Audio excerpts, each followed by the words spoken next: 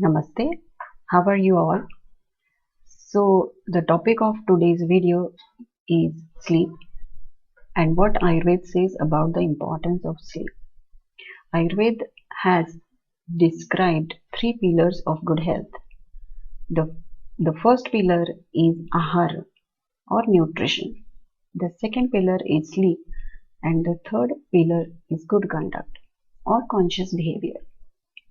Normally, we are quite aware and careful about our nutrition. We read articles, refer books, watch videos on YouTube about diet and nutrition to try and maintain our well-being. But we are often not as much aware about the second pillar, sleep, or we do not take efforts to find information about good sleep. In fact, we often compromise on our sleep. For example, if we have some function, celebrations in the house, or if we have study, complete projects, or submissions, if nothing else, watching Netflix, we go on reducing our sleep time. According to Ayurveda, such frequent compromise of sleep is not good. Now, I will explain to you how we fall asleep. We enter the state of sleep when our five sense organs break their connection to their subjects and also with the mind. This puts us in the dream state or deep sleep. Ayurveda has classified sleep into two categories. First, natural sleep, and the second, unnatural sleep. Natural sleep is the sleep that comes naturally without effort at night. Unnatural sleep types can be like the sleep due to some diseases or medications, or sleep due to overeating or intoxicants induced sleep. Now, let's see what are the benefits of adequate sleep. According to Ayurveda, the first benefit is Sukh. I will not translate or describe Sukh as happiness, but I would describe it more like peacefulness or contented phase, because of which we can remain calm. For example, when you have had adequate and restful sleep, the next day you feel more energetic. Your work efficacy is enhanced. Your sense organs work well, and you're more calm and patient with your near and dear ones. Inadequate sleep always leads to mood disorders, reduction in work efficiency. Second important benefit is strength. Both physical and mental strength is enhanced by good and adequate sleep. Third benefit is immunity. We often think, how can we increase our immunity? Which herbs, medicines, or vitamins should we take? But if you have adequate restful sleep, it can keep your immune functions optimum. Now, I will explain a little bit about the physiology of sleep. You might have heard the word circadian rhythm. If not, I will explain. Circadian means around the day. It's a 24-hour clock. We can also call it as biological clock. In our brain, we have a center that controls our biology and physiology, and that center is very sensitive to light. If we continuously vary our sleeping and getting up time, this biological clock gets disturbed. This in turn leads to disturbance in many of the physiological functions. This can lead to hormonal imbalances, variation in mood. It can induce lifestyle disorders like obesity, diabetes, hypertension.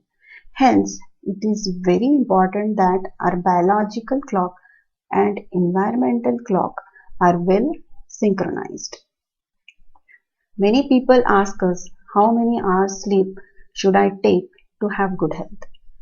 Ayurveda does not give rules that it fit everyone because everyone has a unique prakriti or constitution.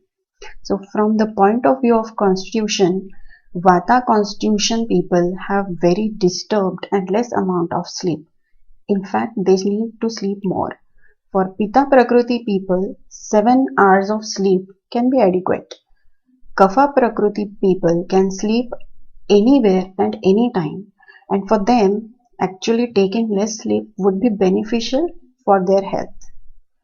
But instead of focusing on duration of sleep, the quality of the sleep should be better. So how can we judge if we are having adequate sleep? If you wake up naturally without an alarm, your mind is fresh, you have a pleasant smile on your face, and you are looking forward to starting the day. So quality of sleep is more important. In the clinic, many people tell us that they cannot sleep early because of night calls in the office or they have night shifts. So what can they do? In such cases, Ayurveda advises to sleep the next day in the daytime but before eating food. Apart from these cases, who else can sleep in the daytime? For small children, daytime sleep is necessary for their development. Additionally, people who are sick, senior citizens, they can also sleep in the daytime. Apart from this, people who as a part of their profession need to talk a lot, like teachers, professors, they can sleep in the daytime. People who have traveled a lot, done a lot of physical exertion, can also sleep in the daytime. But all these people should sleep in the daytime before taking food so as to avoid any diseases and maintain good health.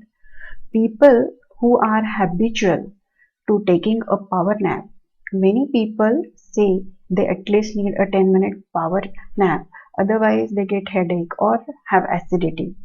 Such people can take Vamakokshi, which means left lateral position. So they can take a 10-minute nap in this position. Use an alarm if required. It is also better to take such naps in sitting or reclining position so as to avoid acid refluxes and prevent hyperacidity. If healthy people habitually sleep in the daytime after eating, Ayurveda says that they can become diabetic, asthmatic, or suffer from sinusitis or hyperacidity. So avoid sleeping in the daytime after eating. Let us now see what we can do to improve the quality of our sleep. Ayurveda has described many herbs that can be improve your sleep. But be careful, take these herbs only under the supervision of your Vaidya, as even herbs can have side effects. Apart from this, therapies like Nasya, Shirodhara are also very helpful. At home, you can do a head massage or do a foot massage with Kansu bowl, or take some warm milk with ghee or with some almonds, or add a small amount of nutmeg powder to milk and take it. These help to improve the quality of sleep.